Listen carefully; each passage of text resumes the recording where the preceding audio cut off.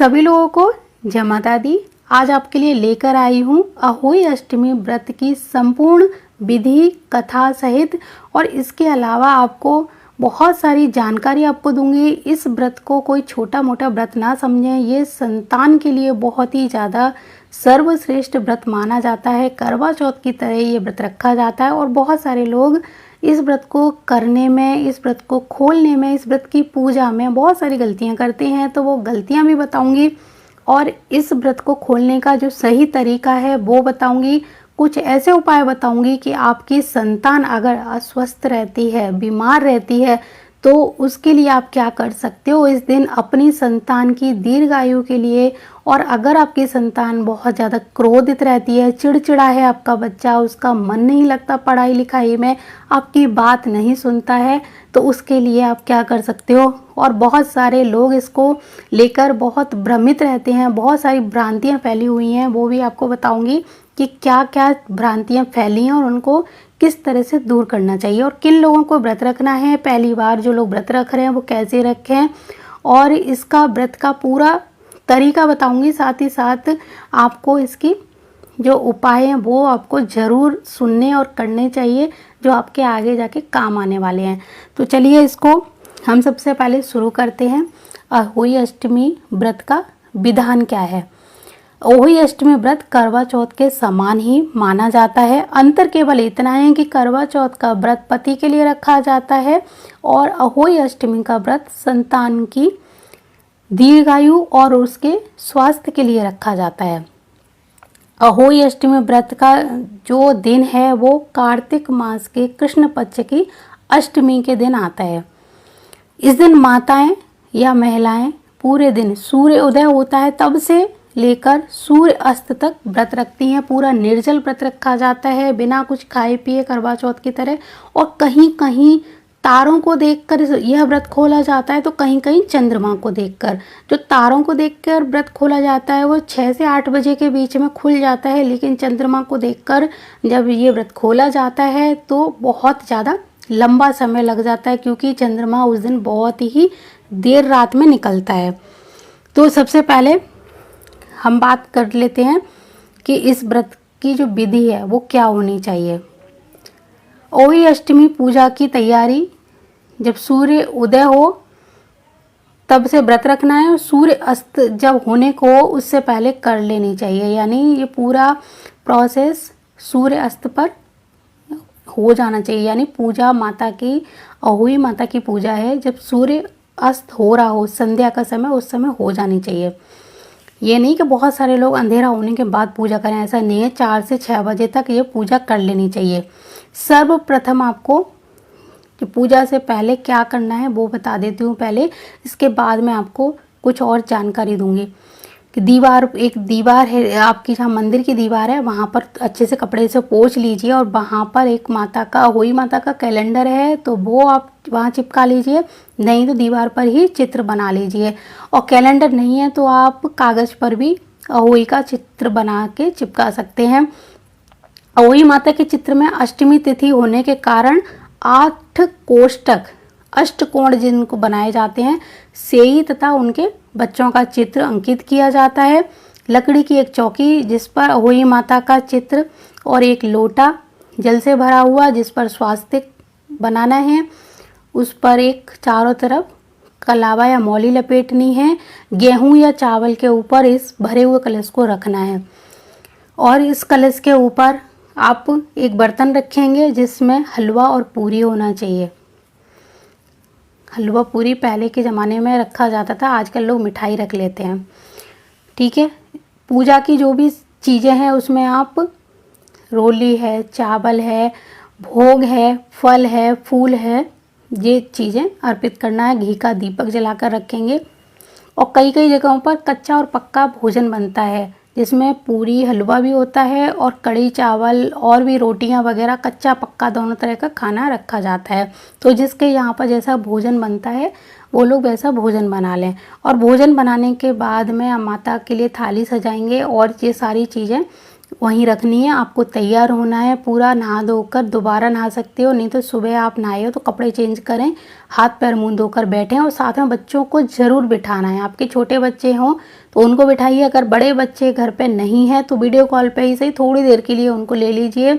बहुत मजबूरी है, वो नहीं आ सकते तो बात अलग है, लेकिन आपको पूजा में कोशिश यही करनी है कि बच्चों को अपने पास बिठाना है। कई जगहों पर क्या होता है, चांदी की अहोई बनवाई जाती है और उनको पूजा के समय धोकर वहीं रख लिया जाता है और पूजा करने के बाद उसको माताएं गले में पहन लेती हैं और दिवाली के बाद फिर उसको उतार कर दूध भात से पूजा करके वापस रख दिया जाता है। उनको रोज़ डेली में नहीं पहना जाता है, केवल अहोई अष्टमी से लेकर दिवाली तक वो गले में पहनी जाती हैं और उनके बाद उनको उतार कर फिर से कपड़े में लपेट के रख दिया जाता है। तो जिन लोगों के यहाँ अहोई माता पहनी जाती हैं, यानी गले में चांदी के धागे में जो पिरो के बनवाई जाती हैं, तो वो उनको बनवा सकते हैं। अब आपको पूजा के समय तैयार होकर बैठना है और हाथ में 7 दाने गेहूं के ले सकते हैं, चावल के ले सकते हैं और फिर ये जो अहोई अष्टमी की कथा होती है वो पढ़नी है। अब मैं इससे पहले आपको एक विशेष जानकारी दूं कि ये व्रत कौन रखेगा, किसको रखना चाहिए और जो लोग पहली बार व्रत रख रही हैं, जो महिलाएं, वो इसको कैसे करें। तो सबसे पहले आपको एक चीज़ का ध्यान रखना है कि पुराने समय से लोगों ने इस भ्रम को पाला हुआ है कि केवल जिनके पुत्र संतान होगी वही इस व्रत को रखेगा, जिनकी कन्या है वो व्रत नहीं रख सकते। तो ऐसा कुछ भी नहीं है। संतान के लिए व्रत होता है। पुत्र आपने पैदा किया है तो पुत्री भी तो आपने ही पैदा की है, पुत्री कहाँ से आ गई, बाहर से तो नहीं आई ना। तो पुत्र भी आपका ही है, पुत्री भी आपकी ही है। तो आप ये व्रत दोनों बच्चों के लिए रखें, लड़का है उसके लिए भी, लड़की है उसके लिए भी, आपके जितने भी बच्चे हैं सबके लिए व्रत रखना है। ये भ्रांति हटा दीजिए कि सिर्फ लड़कों के लिए ही व्रत रखा जाता है।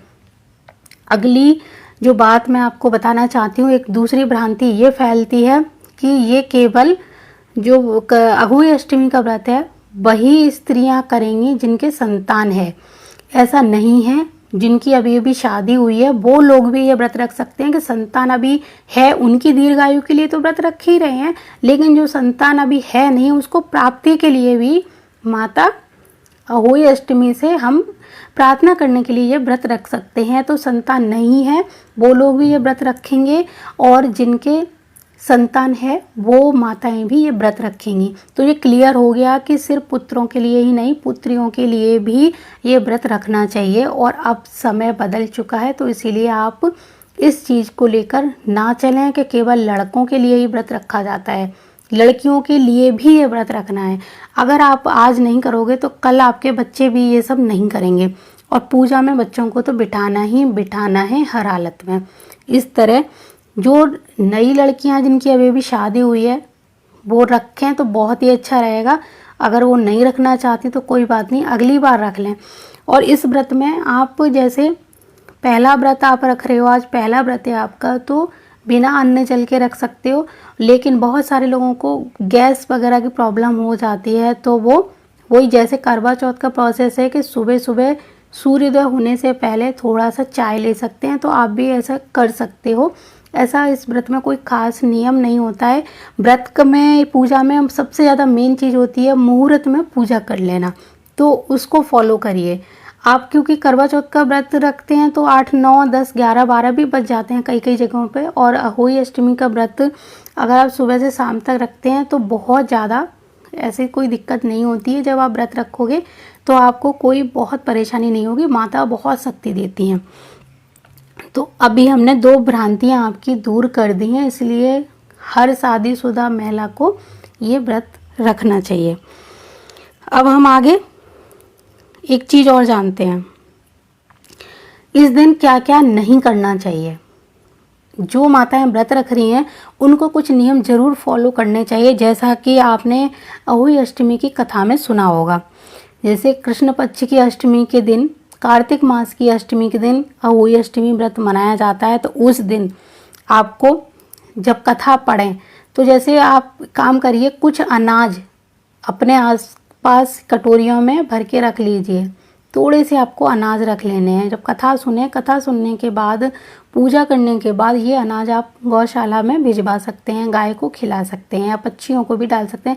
थोड़े थोड़े रख लीजिए 5-6 तरह के अनाज रख लीजिए, थोड़े थोड़े, एक एक चम्मच के करीब। आप मिक्स करके भी रख सकते हैं, ठीक है। बाद में इनको गाय को खिलाने हैं, क्योंकि गाय भी माता होती है और वो व्रत तो नहीं रख सकती, लेकिन जब वो उसको खाएगी तो उसका दूध उसका बच्चा पिएगा तो पुण्य आपको ही प्राप्त होगा।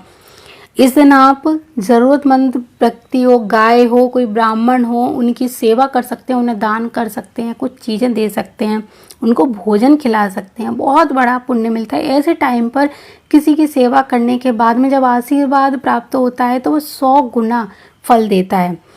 इस दिन आपको एक चीज़ का ध्यान रखना है कि आपको मिट्टी से जुड़ा कोई काम नहीं करना है, जैसे कि आप पेड़ पौधे नहीं लगाएंगे, मिट्टी नहीं खोदेंगे, गमले में भी आप एक कुछ भी नहीं करेंगे, जैसे कि पानी भी नहीं डालेंगे, क्योंकि मैं इसलिए मना कर रही हूँ कि वहाँ पर छोटे छोटे बहुत सारे जीव जंतु होंगे अगर गमले के अंदर, मिट्टी के अंदर, तो व्रत के समय आपके हाथ से जब पानी जाएगा तो उसमें से हो सकता है किसी जीव की हत्या हो जाए, और इसमें आपको आशीर्वाद की जगह वो सभी थोड़ा सा अपने अंदर की भावनाएं व्यक्त करें, कुछ और आपके लिए गलत भावना, गलत विचार रख सकते हैं जिस जीव की हत्या हुई हो।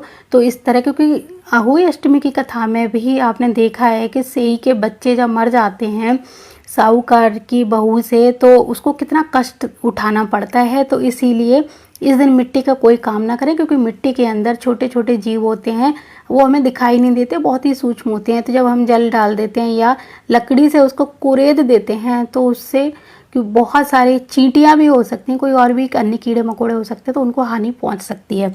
तो इस बात का हमेशा ध्यान रखें। बगीचे वगैरह में, गमले में कोई ऐसा काम ना करें। आप कोशिश यही करें कि उस दिन मिट्टी में आपको कोई खुदाई नहीं करनी है, नुकीली चीज़ों का इस्तेमाल नहीं करना, कुछ खोदना नहीं है, काटना नहीं है, इस तरह। अगली चीज़ आपको एक ध्यान रखनी है कि आप जैसे सुई वगैरह का काम भी ना करें, सिलाई वगैरह का कोई काम भी ना करें, नुकीली चीज़ का इस्तेमाल नहीं करना है। जहाँ पर कुदाल टाइप की होती है, चाकू से सब्जी वगैरह काट सकते हैं, लेकिन सुई जैसी चीज़ों का इस्तेमाल ना करें। एक दिन की बात है, कोई बात नहीं है, आपको ये बस ध्यान रखना है। बस शाम को आपको अहोई माता की सिर्फ कथा सुननी है, चावलों को या गेहूं के दानों को हाथ में लेकर। आपने पूजा की थाली लगाई, चौकी पे कपड़ा बिछाया, जल का लोटा भरा और एक दीपक जलाया घी का। अहोई माता का जो कैलेंडर था उसको अच्छे से रोली चावल टीका लगाइए, पूजा करिए और उसके बाद में कथा सुनिए। कथा सुनने के बाद में आपको आरती करनी है अहोई माता की, और आरती करने के बाद में आपको जाना है छत पे या बालकनी में, जहाँ से आपको तारे दिखाई दें।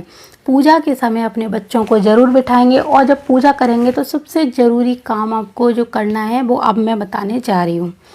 तो सबसे पहले हम इसके उपाय जान लेते हैं। कथा मैं आपको बाद में लास्ट में बताऊंगी कि इसकी कौन सी कथा है, और इसकी आरती भी बताऊंगी, लेकिन सबसे पहले जो उपाय मैं बताना चाह रही हूँ वो आप ध्यान से नोट करिए, क्योंकि साल में एक बार ये उपाय करने का हमें सिर्फ मौका मिलता है, और इन्हीं उपायों से आपके बच्चे स्वस्थ भी होंगे, आपकी बात भी मानेंगे। और सबसे अच्छी बात है कि जो बच्चे इस समय पढ़ाई में ध्यान नहीं लगा रहे या चिड़चिड़े हैं, गुस्सा बहुत ज़्यादा करते हैं, उनके स्वभाव में भी फ़र्क आना शुरू हो जाएगा। तो सबसे पहला उपाय क्या है, आपको एक गिलास रखना है, उसमें शुद्ध पीने का पानी डालना है, और उसमें अगर चांदी की कोई वस्तु है, चांदी का सिक्का है, वो डाल के रखिए गिलास में, और तुलसी के 2 से लेके 5 पत्ते उस गिलास में धो के डालिए। चांदी का गिलास है तो चांदी का गिलास लीजिए, चांदी का गिलास नहीं है तो आप सादा गिलास में भर के, लोटा भी ले सकते हैं, उसमें 4-5 तुलसी के पत्ते डाल के जल को पूजा के समय जहाँ आपने पूजा का कलश रखा है उसी के बगल में उस जल को रखेंगे। कथा पढ़ी, आरती की, सब कुछ हो गया। उसके बाद में आपको जाना है छत पे, जब जहाँ पे तारे दिखाई दे रहे हों। तारों को जल देते समय आपको ये चांदी का जो गिलास जिसमें तुलसी के पत्ते डाले हुए थे, ये अगर छत पे जा रहे हैं तो छत पे दोनों लोटों को, जैसे कि पूजा का जो था जल वो, और ये जो दूसरा तुलसी के पत्ते वाला जो जल है, इसको लेके जाएंगे छत के ऊपर, अपने बच्चों को साथ लेकर जाएंगे। और उसके बाद में आप तारों को अर्घ देना है अपने पूजा वाले जल से, गिलास वाले जल से नहीं देना है। और फिर अर्घ देने के बाद में आपको फेरी लगानी है, प्रणाम करना है तारे को।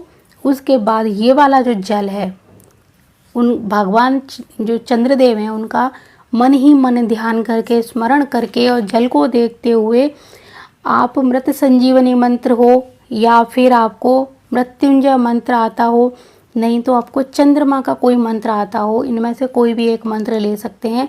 या फिर आप सिर्फ त्र्यंबिकम यजामहे सुगंधिम पुष्टिवर्धनम उर्वारुकमिव बंधनान् मृत्युर्मोक्षयमामृतात्, ये मंत्र आप मृत्युंजय मंत्र को, ये आरोग्य के लिए भी मंत्र है। ऐसा नहीं है कि इस मंत्र को लेके आपको बहम पालने की ज़रूरत हो या कुछ और सोचने लग जाए। ये आरोग्य के लिए, स्वस्थ शरीर के लिए है। इस मंत्र को कम से कम आप 5, 7, 11, 21 बार बोलते हुए जल की तरह बिल्कुल ऐसे टकटकी लगाकर देखेंगे, देखते जाएंगे। और देखने के बाद में आपके जितने भी बच्चे हों, उस समय आपको सारे बच्चों को छत पे ले जाना है और सबको थोड़ा थोड़ा जल पिला देना है। और पहले बच्चों को जल पिलाना है। और ऐसा नहीं है कि ये जल आप मतलब कोई बच्चा बाहर है तो उसके लिए उठाकर रखना है, ऐसा नहीं है। आपका बच्चा उस समय आपके साथ मौजूद होना चाहिए। और अगर बच्चा उस समय नहीं है तो जल रख सकते हैं, लेकिन जब वो आए तो उस जल को फिर से अभिमंत्रित करेंगे इसी तरह और तभी पिलाना है।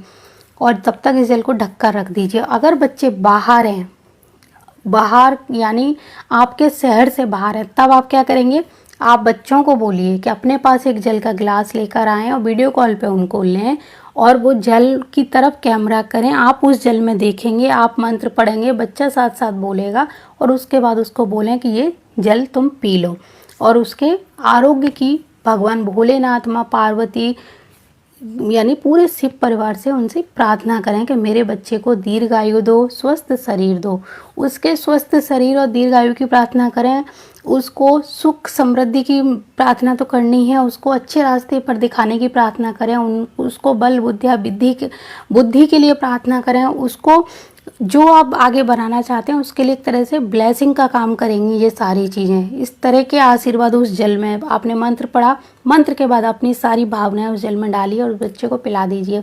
और ऐसा अनुभव कीजिए, अगर क्रोधित है करता है मतलब होता है बच्चा बार बात पे, तो उसके क्रोध में भी शांति आएगी। अगर बच्चे को बहुत क्रोध आता है तो जल आप पिलाएं और ऐसा खुद महसूस करें कि इस जल से मेरे बच्चे का क्रोध शांत हो रहा है, अब मेरा बच्चा कभी क्रोध नहीं करेगा। इस तरह आप सोचिए और जल को देखिए और उस बच्चे को पिला दीजिए।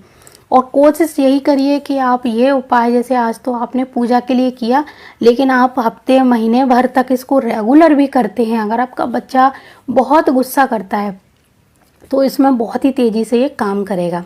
अब एक चीज़ और मैं आपको बताऊं, उसके बाद जैसे आपने व्रत खोला, घर पे आके आपने जल पिया, व्रत खोला, तो व्रत खोलने से पहले भोजन का पहला निवाला भी आप अपने हाथों से अपने बच्चे को खिलाएंगे। अब पूजा करते समय एक चीज़ और हम भूल गए, वो मैं इसको जोड़ना चाहती हूँ कि जब आप पूजा करें तो पूजा करने तक आप, जब पूजा कर लिया आपने माता अहोई अष्टमी की, तो संतान गोपाल मंत्र आता है। संतान गोपाल मंत्र जरूर आप पढ़ेंगे वहाँ पर पूजा करते समय, संतान को बिठाकर उस मंत्र को आप पढ़ेंगे 2, 3, 4, 5 जितनी बार आप मन से पढ़ पाएँ। अगर मैं आपको बोलती हूँ कि 108 बार पढ़िए और आपका मन नहीं लग रहा है उसको मंत्र पढ़ने में, उस मंत्र को बिल्कुल भी बैठने में आपको दिक्कत हो रही है, पढ़ने में आपको दिक्कत हो रही है, तो आप इतनी लंबा ना ले जाकर जितनी देर आप पढ़ सकते हो पूरे श्रद्धा भक्ति से उस मंत्र को पढ़िए। और फिर उस मंत्र को पढ़ने के बाद में आप रोली चावल जो भी आपके पास रखा उससे बच्चे के ऊपर यहाँ पे तिलक लगा दीजिए संतान गोपाल मंत्र पढ़ के। या फिर कोई भी वस्तु खाने की है उसको मंत्र को बोलते समय हाथ में रखिए और उसके बाद उस बच्चे को खिला दीजिए। पूजा जब आप माता अहोई अष्टमी कर लेंगे, ये उपाय उसके बाद करना है। और फिर आपको व्रत खोलना है। व्रत खोलते समय भी आपको बस संतान को कुछ खिलाएं तो एक संतान गोपाल मंत्र बोलकर बच्चे के मुंह में पहला निवाला खिलाएं। और बच्चों का भी एक फ़र्ज है कि माता ने उनके लिए पूरे दिन व्रत रखा है तो अपने हाथों से मम्मी को भोजन खिला सकते हैं, पहला निवाला बच्चे भी अपनी माँ को खिलाएं। और अगर आप माँ और बेटा या बेटी जो भी है आपकी संतान, उनके साथ मिलकर एक दिन अगर सारे लोग एक साथ खाना खाएंगे मिलके, तो आप देखिए उस दिन अचानक से ही चमत्कार होगा, सबके स्वभाव में बहुत ही ज़्यादा परिवर्तन होगा। तो जो अहोई अष्टमी माता है उनसे अपनी संतान के लिए आपने मांगना था वो तो मांग लिया, उनकी पूजा की तो, लेकिन एक चीज़ और हमेशा ध्यान रखें कि जब भी आप किसी सुहाग का व्रत रखें या फिर संतान के लिए व्रत रखें तो पार्वती माता यानी शिव परिवार और विष्णु भगवान, माँ लक्ष्मी, इन सब से अपने लिए तो मांगते ही हैं, लेकिन समस्त जगत के लिए भी, जगत कल्याण के लिए भी ज़रूर मांगना चाहिए आपको।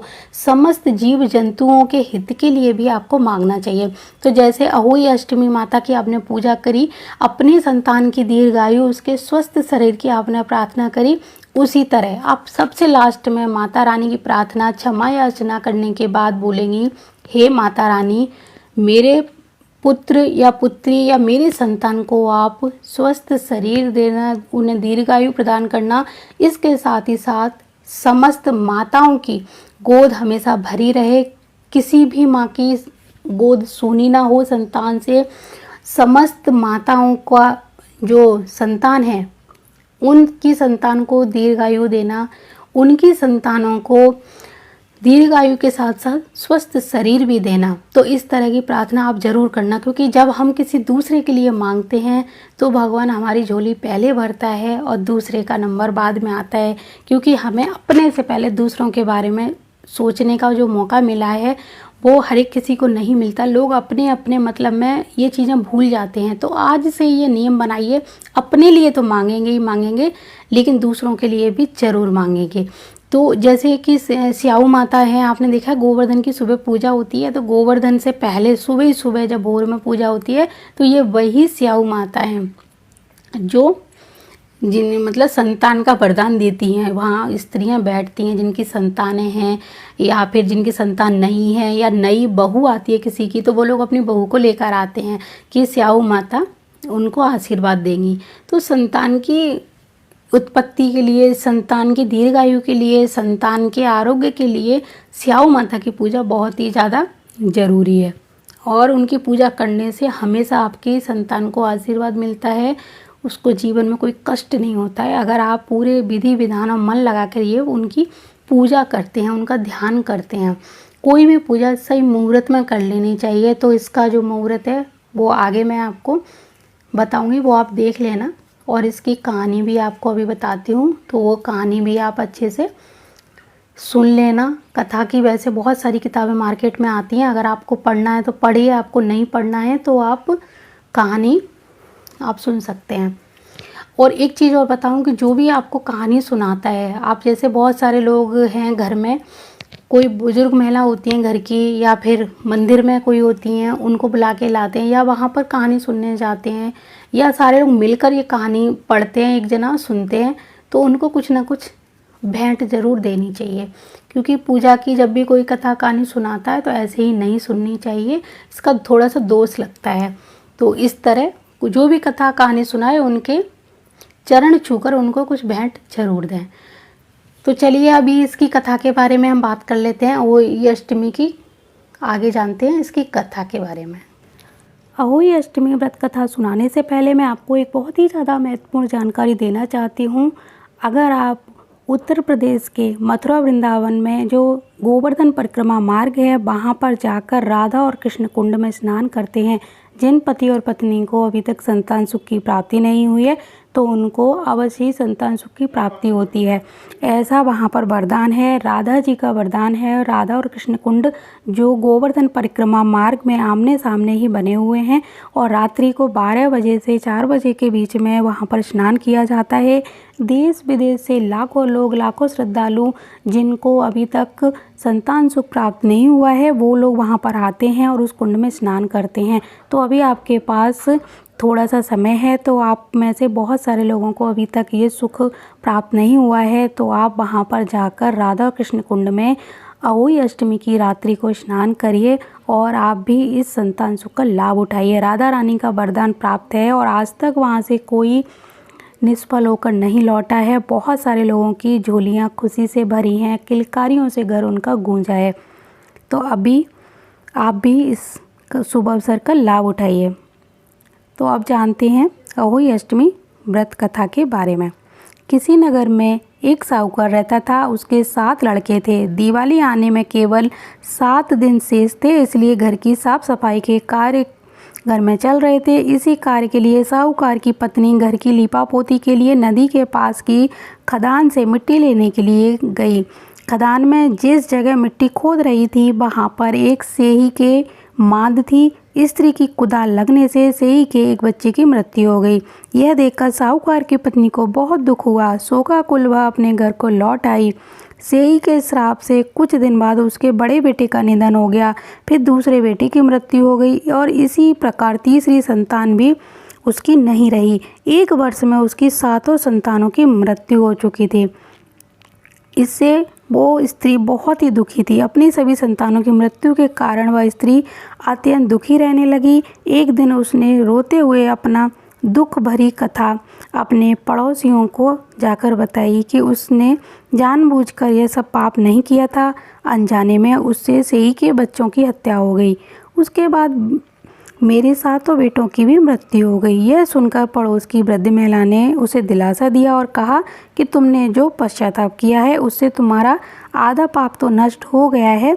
अब तुम माता अहोई अष्टमी के दिन माता भगवती की शरण लेकर सेही और सेही के बच्चों का चित्र बनाकर उनकी आराधना करना, क्षमा याचना करना, तुम्हारा कल्याण होगा। ईश्वर की कृपा से तुम्हारा पाप समाप्त हो जाएगा। साहूकार की पत्नी ने वृद्ध महिला की बात मानकर कार्तिक मास की कृष्ण पक्ष की अष्टमी तिथि का व्रत कर माता अहोई की पूजा की। वह हर वर्ष नियमित रूप से ऐसा करने लगी। समय के साथ उसे 7 पुत्रों की वापस प्राप्ति हो गई।